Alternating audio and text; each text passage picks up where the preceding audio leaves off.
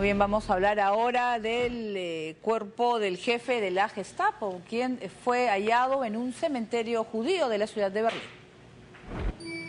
Llevaba 68 años enterrado en un camposanto judío, el último lugar donde lo habrían buscado sus perseguidores. Heinrich Müller, el jefe de la policía secreta del régimen nazi, más conocida como la Gestapo, cuyos restos desaparecieron en 1945, ha sido encontrado sepultado en el cementerio de Mitte, en el centro de Berlín, según el director del Centro Conmemorativo de la Resistencia Alemana, Johannes Tuchel. Müller fue conocido por ordenar la represión y tortura de opositores y adversarios políticos de Adolfo Hitler. Es además uno de los principales responsables del asesinato sistemático de 6 millones de judíos en la Europa ocupada por la Alemania nazi durante la Segunda Guerra Mundial. No era importante en ese momento dónde estaba el cementerio. Tenían que hacer su trabajo. Tenían que recoger todos los cuerpos y Heinrich Müller, en ese momento, no era una persona importante, solo era un cuerpo en el uniforme de un general. En mayo de 1945, Müller fue declarado muerto, pero se demostró que su cuerpo no estaba en la tumba correspondiente del cementerio de Nunko. Hubo rumores de que había sido encontrado por la NKVD soviética y de que había sido capturado por la CIA en 1947, pero nunca llegaron a confirmarse. Los servicios secretos israelíes lo buscaron incluso en Argentina en los años 70, pero fue en vano. De esta manera se confirmaría que el responsable de la temida policía política de Hitler no sobrevivió a la capitulación del Tercer Reich y al fin de la Segunda Guerra Mundial. Sin embargo, el hecho de que haya sido enterrado en un cementerio judío, como lo ha publicado el diario alemán Bild, ha generado la protesta de la comunidad judía, que lo considera un insulto para la memoria de las víctimas del Holocausto. Así es, yo creo que gran insulto a la comunidad judía, ya que estamos hablando del responsable de la captura, de la detención y deportación de millones de judíos en los campos de concentración. La Gestapo pues era la policía alemana, la policía nazi que intervenía, que iba a las casas, que iban a los guetos y que detenía a, no importa la edad que tuviera el ciudadano judío, lo llevaban y lo detenían y lo llevaban a los convoys que se han visto en tantos documentales y películas y luego a los campos de concentración. Claro, era la policía política, o sea, la que no perseguía delincuencia común, perseguía amenazas contra el Estado y percibía como amenaza contra el Estado virtualmente a cualquiera que no fuera nazi. Por ende también incluía eso, sobre todo judíos, pero comunistas también, homosexuales, gitanos. Y claro, digamos, era la ES del régimen, ¿no? Que además es algo habitual en las peores dictaduras, que el cuerpo represor más temido no sean las Fuerzas Armadas o la policía en general, sino la policía que cumple a la vez funciones de inteligencia en el ámbito político y la que reprime a opositores políticos. ¿Cómo terminó en un cementerio judío? Algunos dicen que aparentemente lo enterraron en donde menos probable era que lo buscaran temporalmente hasta conseguir un nuevo lugar, pero nunca fue removido el cadáver de ahí.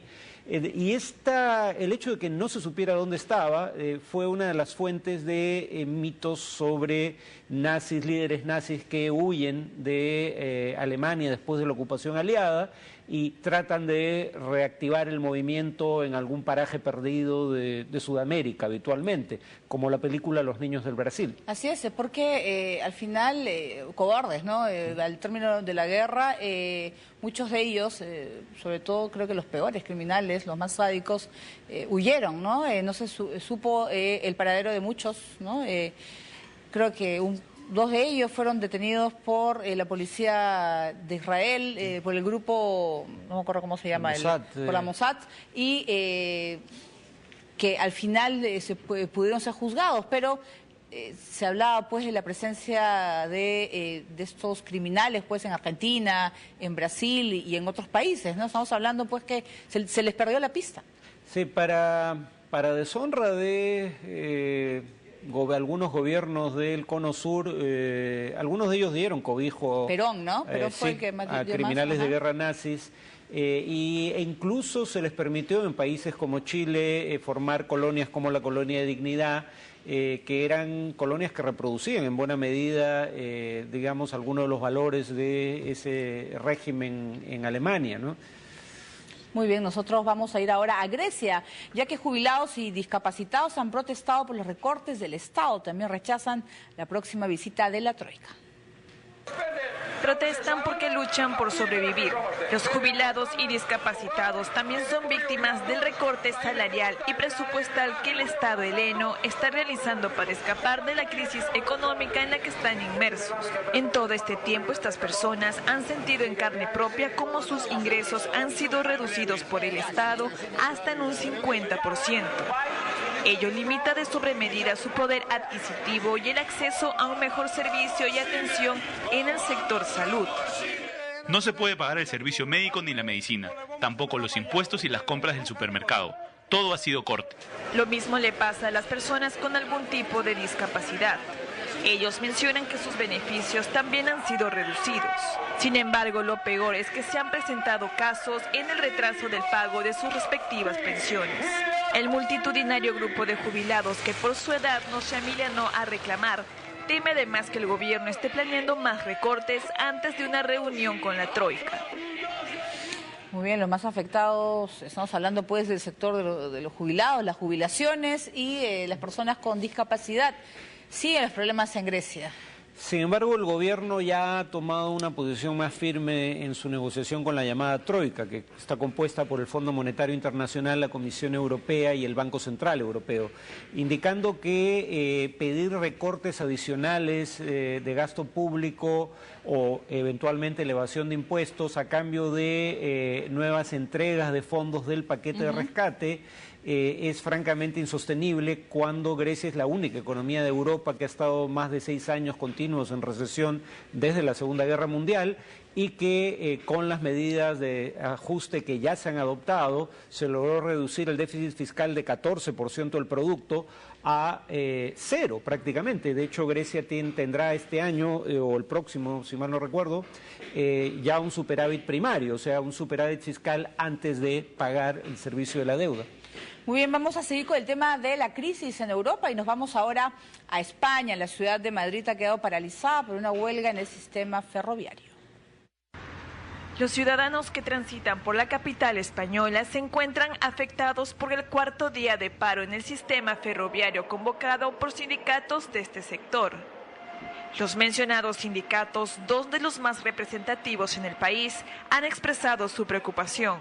Consideran que estas reformas propuestas por el gobierno acelerarían la privatización de la Red Nacional de Ferrocarriles Españoles, más conocida como Renfe, lo cual afectaría los derechos laborales y salariales de más de 13.000 empleados. El paro del sistema ferroviario ha provocado más de un percance en el ciudadano de a pie. Muchos se han quejado por la constante interrupción de sus viajes e itinerarios. Es fatal, es que no llegamos al trabajo, ya vamos retrasados y ahora no hay ningún tren. Me tengo que ir a subir a ver si cojo un autobús. Por estos días de paro, Renfe ha confirmado que solo circulará el 72% de los trenes de alta velocidad en España, además del 63% para el servicio de corta distancia. Muy bien, el sistema ferroviario en España es muy utilizado por sus ciudadanos, es más, creo que incluso estaba perdiendo el sector de la aviación porque la gente prefería viajar en tren dentro de España que utilizar, no sé, pues Iberia, por ejemplo, ¿no? Y que vayan a la huelga, pues perjudica muchísimo a los españoles. Claro, de hecho me acuerdo que en el diario El País hay una sección donde escriben españoles residentes en países como el nuestro, y una de sus quejas es que acá solo hay bus o avión, no hay la opción del tren para viajar dentro de un mismo país. Claro, lo que no tiene en consideración es que, a diferencia de buena parte de Europa Occidental, que son países pequeños y planos o relativamente planos, países como el nuestro son, Perú es un país del tamaño de Francia, Alemania e Inglaterra juntos, ¿no? Y además con un terreno mucho más accidentado, pero efectivamente son las arterias que unen a todo el país para efectos prácticos. Claro, es muy utilizado y además que tiene muy buenos precios para poder viajar. Bien, ahora nos vamos a Alemania, la embajada de los Estados Unidos no ha permitido que autoridades de ese país ingresaran a sus oficinas para buscar equipos de espionaje con los que se habría espiado a la canciller Angela Merkel. La embajada de Estados Unidos en Berlín ha negado a las autoridades alemanas el acceso a sus instalaciones, donde se supone se encuentra un sistema de escuchas de sus servicios de inteligencia.